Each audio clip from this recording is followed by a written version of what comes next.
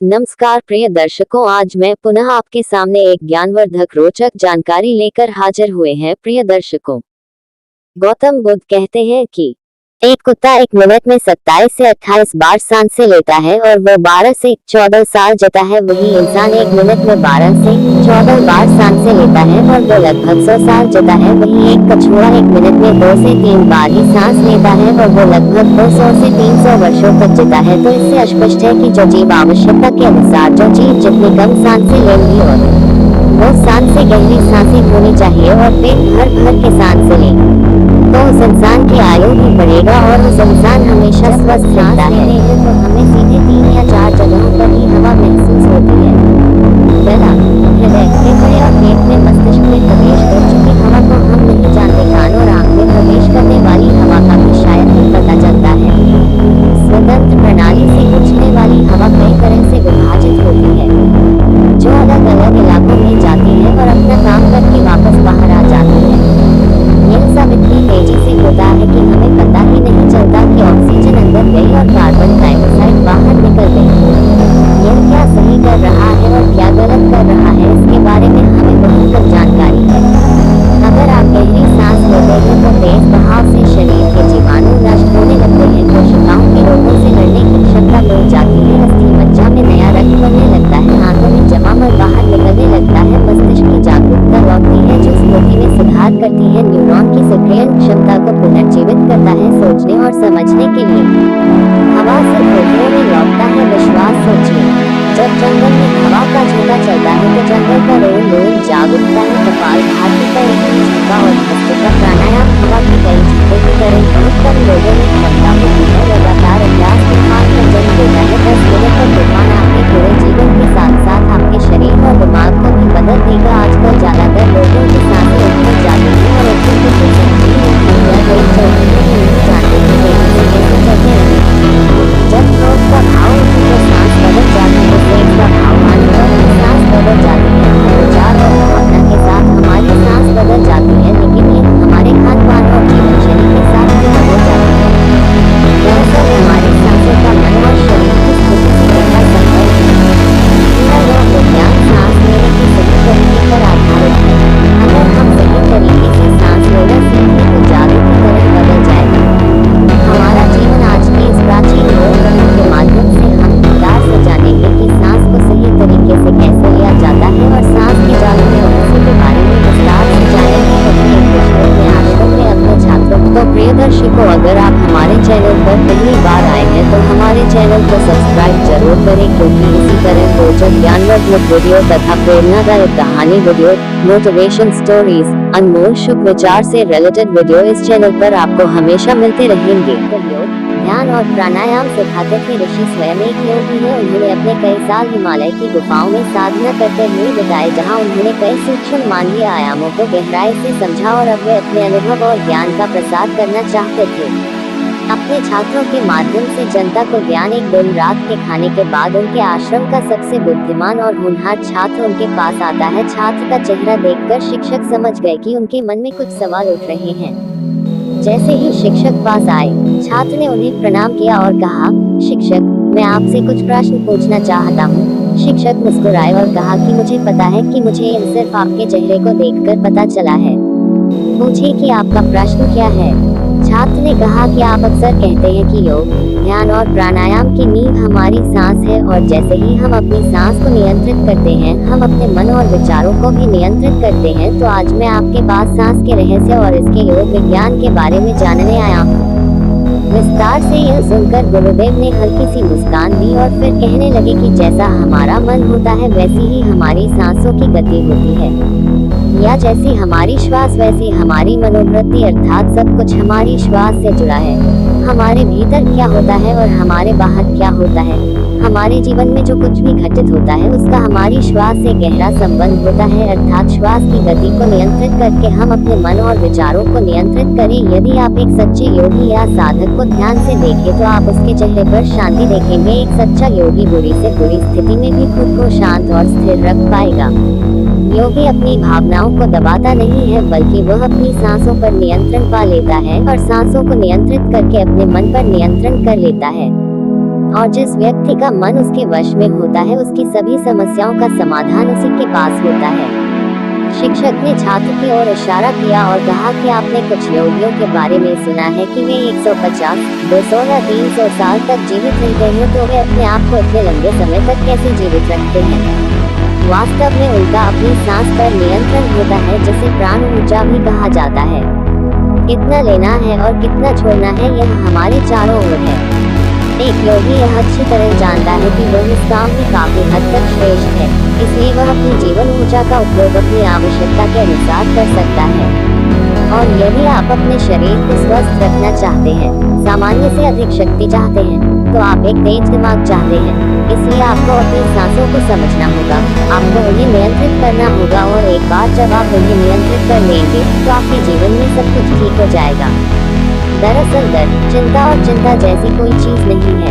यह सिर्फ हमारे मन और भावनाओं का एक उत्पाद है, और केवल एक चीज हमारे मन और भावनाओं को नियंत्रित कर सकती है, और वह है हमारी सांस। हमारे भीतर का गुस्सा, चिंता, ईर्ष्या, खुशी, गर्व और बदलने की भावना, यह सब हमारी सांसों के अनुसार चलती है। अगर हमारे पास नियंत्रण है हमारी सांसों पर, यह सारा विकार हमारे नियंत्रण में हो जाता है। अगर आप किसी बच्चे को सोते हुए देखते हैं तो आपको जरूर ऐसा महसूस हुआ होगा कि जब वह बच्चा सांस लेता है तो उसका पेट फैलता है, और जब वह सांस छोड़ता है तो उसका पेट फूल जाता है। इसका मतलब है कि बच्चा अपने पेट या नाभि से सांस लेता है, जो सांस लेने का सबसे स्वाभाविक और सही तरीका है, क्योंकि उसकी गहरी और लंबी सांस लेने से बच्चे का दिमाग उत्साहित रहता है और प्रकाश उसका शरीर ज्यादा स्वाभाविक तरीके से काम करता है। अगर किसी गलती के लिए उसे डांट या मार पड़ती है तो वह उसे भी कुछ समय बाद भूल जाता है और अपने खेल में मशगूल हो जाता है। बच्चा इतना सरल हो पाता है क्योंकि उसकी श्वास स्वाभाविक होती है, यानी नाभि के माध्यम से बच्चे के शरीर को विकास की आवश्यकता होती है, और उसे विकास के लिए अधिक ऊर्जा की आवश्यकता होती है, और अधिक ऊर्जा के लिए उसे लंबी सांस लेने की आवश्यकता होती है। इसलिए प्रकृति ने उसे लंबी सांसें दी हैं। हालांकि यह लंबी सांस हर आदमी को दी जाती है, लेकिन मनुष्य ने अपने जीवन में कुछ प्राकृतिक परिवर्तन किए हैं और अपनी श्वास को छोटा करके वह पेट के बदले छाती से श्वास लेता है। हम जितनी कम सांसें लेते हैं, हम उतनी ही चिंता और बकवास से भर जाते हैं कि हमारी सांसें कितनी लंबी और गहरी होंगी, हम उतने ही खुश और मस्त रहेंगे। एक व्यक्ति 1 मिनट में 14 से 15 बार सांस लेता है। सांस का सीधा संबंध हमारे मन की स्थिति और हमारे शरीर के कंपन से होता है। यदि 1 मिनट में ली गई सांसों की संख्या 11 से कम हो जाती है तो हम अपने आसपास के कई कंपन को समझने लगेंगे, यानी जानवरों की आवाज हमें साफ सुनाई देगी। आपने सुना होगा कि शेर और बाघ जैसे भयंकर जानवर भी कुछ योगियों के सामने आते ही पालतू बिल्ली जैसे हो जाते हैं। ऐसा इसलिए होता है क्योंकि उन योगियों ने अपनी सांसों की संख्या को कम करके एक जानवरों की आवाज, भावनाओं और उनके कंपन के साथ संचार। अगर 1 मिनट में ली जाने वाली सांसों की संख्या 9 से कम हो जाए तो हमारे लिए यह समझना आसान हो जाएगा कि पेड़ पौधे क्या फैला रहे हैं। अगर हमारी सांसें 6 से कम है तो निर्जीव चीजें कैसे काम करती हैं। हमारे लिए निर्जीव वस्तुओं के कंपन और उनसे जुड़ी आवाजों को समझना आसान हो जाता है। दूसरे शब्दों में ब्रह्मांड की प्रकृति को समझा जा सकता है, और इस स्तर पर पहुंचकर कई योगी और संत ब्रह्मांड में होने वाली घटनाओं के बारे में भविष्यवाणियां करते हैं। हमारा शरीर जितना स्थिर होगा, हम उतनी ही कम सांस लेंगे। अपनी सांस को नियंत्रित करके बहुत कुछ किया जा सकता है जो सामान्य मानव जीवन से परे है। योगिक परंपरा में यह भी कहा जाता है कि घंटों तक सांस रोककर व्यक्ति मानव जीवन के नए आयाम का अनुभव कर सकता है। इलाज, अपने मन को वश में करके ही इनका निवारण किया जा सकता है। अपनी श्वासों को वश में करके मनुष्य ऐसी मनस्थिति में पहुंच सकता है जहां जीवन के उतार चढ़ाव उसे परेशान न कर सके। कुछ लोग इन बातों को केवल एक कहानी समझ सकते हैं, क्योंकि आमतौर पर लोग ऐसा नहीं करते, और जिन बातों पर वे विश्वास नहीं करते हैं उन्हें अंधविश्वास के रूप में खारिज कर देते हैं। लेकिन जो लोग पुरानी योगिक परंपराओं का पालन करते हैं वे दावा करते हैं कि स्वामी राम उनमें से एक हैं। स्वामी राम हिमालय की गुफाओं में रहते थे। उन्होंने बचपन से ही योग के रहस्यों का अभ्यास किया था। एक अमेरिकन रिसर्च लेबोरेटरी ने अपनी सांसों को नियंत्रित कर अपने दिमाग और दिल पर इतना नियंत्रण हासिल कर लिया था कि वह जब चाहे अपनी सांसों, दिमाग की तरंगों, दिल की धड़कनों और शरीर में खून के बहाव को रोक सकता था। प्रयोगशाला में स्वामी राम के शरीर पर शोध किया और उन्हें मृत घोषित कर दिया, लेकिन इस अवस्था में भी स्वामी राम सब कुछ महसूस और सुन सकते थे। ये देखकर शोधकर्ताओं की टीम दंग रह गई। साथ ही स्वामी राम अपने शरीर में ट्यूमर की वृद्धि को अपनी इच्छा के अनुसार बढ़ा या घटा सकते थे। कुछ समय पहले शोध दल ने हिमालय के योगियों के दावों को अंधविश्वासी और पाखंडी पाया। अचानक उन्हें यह आंतरिक विज्ञान लगने लगा, एक आंतरिक विज्ञान जो एक सामान्य व्यक्ति की कल्पना से परे है। ध्यान से सांस लेना एक प्राचीन योग तकनीक है। एक योगी जिसने श्वास पर नियंत्रण कर लिया, वह जब चाहे अपने श्वास को रोक सकता है। स्वामी राम के अनुसार यदि आप अपने श्वास को समझ लें, फिर आपके शरीर में होने वाले रोग जिनका इलाज आज का चिकित्सा विज्ञान भी नहीं कर पाता, उन्हें सांस के द्वारा ठीक किया जा सकता है। शिक्षक ने आगे कहा कि जब समस्याएं विचलित करती हैं तो मन भी अस्थिर हो जाता है, लेकिन जब श्वास पूरी तरह शांत हो जाती है तो मन भी स्थिर हो जाता है और योगी दीर्घायु प्राप्त करते हैं। इसलिए हमें अपनी सांस को नियंत्रित करना सीखना चाहिए। गुरु ने शिष्य की आंखों में देखा और कहा कि आपको क्या लगता है कि आप जितनी गहराई में ले जाते हैं उतनी ही बाहर निकालते हैं? नहीं, सामान्य स्थिति में हम सांस अंदर लेते हैं, इसकी लंबाई 10 अंगुल होती है। सांस छोड़ते समय इसकी लंबाई 12 गुना हो जाती है। यहाँ एक उंगली लगभग 1 अंगुली के मोटाई के बराबर होती है। हमारे दैनिक जीवन में कुछ ऐसी चीजें होती है, इसे करते समय सांस कितनी देर अंदर जाती है वह कई गुना लंबी सांस छोड़ता है। भोजन करते समय श्वास 16-17 अंगुल और तेज चलने पर 16-17 अंगुल हो जाती है। दौड़ते समय इन श्वासों की लंबाई 45 से 50 अंगुल हो जाती है। सेक्स करते समय 55-60 अंगुल, सोते समय निकलने वाली सांस की लंबाई 60-70 अंगुल तक पहुंच जाती है। इसलिए हमारे शास्त्रों में काम और क्रोध पर नियंत्रण रखने की बात कही गई है, क्योंकि यह हमारी जीवन शक्ति को नष्ट कर देता है। सांस को मनुष्य की जीवन शक्ति भी कहा जाता है। जब एक 200 साल के व्यक्ति से उसकी लंबी उम्र का राज पूछा गया तो उन्होंने 2 ही बातें कही। पहली, नाभि तक पूरी सांस और दूसरी, रीढ़ की हड्डी को हमेशा सीधा रखना।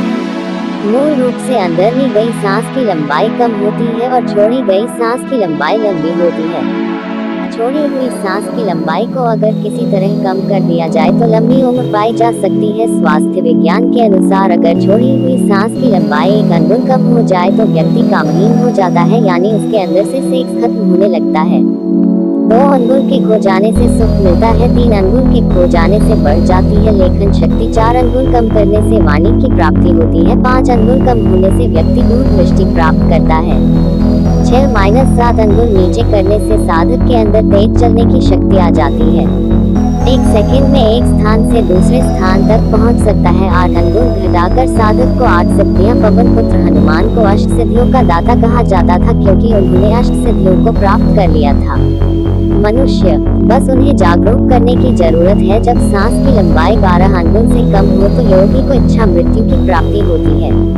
तब वह जब तक चाहे अपने को जीवित रख सकता है, पर ये सोई हुई शक्तियाँ तभी जगेंगी जब मन में इन्हें जगाने की प्रबल इच्छा हो, और मन का स्थूल रूप श्वास है, इसलिए सबसे पहले अपने को वश में करना होगा। सांस। भगवान शिव पार्वती एड़ा नाड़ी को रात में और पिंगला नाड़ी दिन में बताते हैं। जो इन्हें रोकने में सफल होगा वही सच्चा योगी होगा। मित्रों, नाड़ी विज्ञान के बारे में हम एक और वीडियो में विस्तार से बात करेंगे। शिक्षक ने आगे कहा, यदि आप अपनी सांस को नियंत्रित करने में सक्षम हैं तो आप बहुत सी चीजों को समझ सकते हैं कि वे प्राकृतिक हैं या प्राकृतिक। हमारी सांस हमारे पूरे सिस्टम को शारीरिक और मानसिक दोनों तरह से नियंत्रित करती है। हम अपनी सांस को रोककर नहीं चल सकते। हम सांस से बाहर भागते हैं दौड़ना, क्योंकि हमारी सांसें हमारे शरीर को एक अज्ञात ऊर्जा देती हैं। जब हम अपने शरीर को सामान्य से अधिक काम कराते हैं तब हमें अधिक ऊर्जा की आवश्यकता होती है, और उस ऊर्जा को पूरा करने के लिए हमारी श्वास तेज हो जाती है। एक कुत्ता जो कि 1 मिनट में 27 से 28 सांसें लेता है वो 10 से 12 साल तक जीता है। वहीं पर एक इंसान 1 मिनट में 14 से 15 सांस लेता है और वो 80 से 100 साल तक जीता है। लेकिन एक कछुआ जो कि 1 मिनट में सिर्फ 5 से 6 बार सांसें लेता है वो 500 से 600 सालों तक जीता है। इससे स्पष्ट है कि जिस जीव की सांसों की अपनी सांस को धीमा करके सेक्स में नहीं जा सकता। कामसूत्र लिखने वाले या सेक्स को समझने वाले योगियों ने सीखा कि सेक्स को कैसे नियंत्रित किया जाए या कोई ब्रह्मचर्य में कैसे उतर सकता है। तो वास्तव में हमारी सांस की गहराई और गति के साथ हमारे हमारी पूरी शारीरिक और मानसिक प्रणाली प्रभावित होता है, जिनमें से कुछ को हम बाहरी रूप से देख सकते हैं, जैसे मनुष्य का खुश होना, क्रोधित होना या दौड़ते समय उसकी सांस की प्रत्येक सांस को नियंत्रित करने के बाद हमारे आंतरिक विचार भी प्रभावित होते हैं। श्वास को तत्काल बदलने से हमारे विचारों और भावनाओं को भी बदला जा सकता है। ऐसा कहना सिखाता है, रथ कुछ देर के लिए चुप हो गया। फिर उन्होंने कहना शुरू किया, मनुष्य के भीतर की सारी प्रतिभाएं उसके पावर पॉइंट्स यानी उसके पास मौजूद 7 चक्रों में छिपी होती हैं। अगर कोई आपकी सोच से ज्यादा बुद्धिमान लगता है तो यह उसके चक्रों का प्रभाव है, यानी उसका खास चक्र सामान्य से ज्यादा सक्रिय है व्यक्ति। इसी तरह छठवीं इंद्रिय का सक्रिय होना यानी भविष्य में होने वाली घटनाओं का पूर्व ज्ञान होना, इस संभावना का संबंध मनुष्य के आज्ञा चक्र यानी उसके तीसरे नेत्र से है।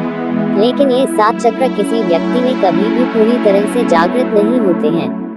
किसी में अधिक, किसी में कम में मात्रा का ही अंतर है। वास्तव में मनुष्य की सबसे बड़ी भूल यह है कि वह अपने मन को सीधे वश में करने का प्रयास करता है, जो संभव नहीं है। उससे पहले अपनी श्वास को वश में करने का प्रयास करना चाहिए, मन अपने आप वश में हो जाएगा। हम मनुष्य अपनी 5 इंद्रियों कान, नाक, आँख, जीभ और त्वचा के माध्यम से इस जीवन को महसूस करते हैं, लेकिन ऐसे कई सूक्ष्म रहस्य और आयाम हैं जिन्हें हमारी 5 इंद्रियां नहीं पकड़ सकती। उदाहरण के लिए सूक्ष्म कंपन और गंध जिसे एक कुत्ता पकड़ सकता है और महसूस कर सकता है।